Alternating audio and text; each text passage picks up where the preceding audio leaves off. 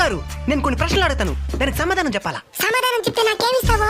ఏం కావాలి నీకు? చికెన్ బిర్యానీయా, మటన్ బిర్యానీయా? నాకు అదేం వద్దు. ఇంకేం కావాలే? పెడిగ్రీ. అప్డేట్ అయ్యండి అది రైతా. సరే మొదటి ప్రశ్న, అర్ధరాత్రి అందరూ నిద్రపోయిన తర్వాత ఎందుకట్ట మొరగతా ఉంటావో? మరగడం అని మీరంటున్నారు, దెయ్యాల దగ్గర నుంచి కాపాడడం అని మేమంటున్నాం. నీకు దెయ్యాలు కూడా కనపడతాయా?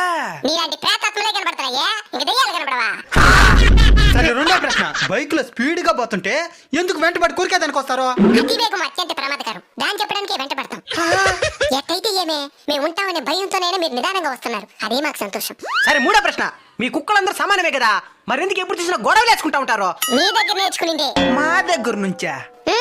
మీ మనుషులందరూ సమానమే కదా, మరి మీరెందుకు కులమతాల పేరుతో కొట్లాడుకుంటూ వస్తా ఉంటారు?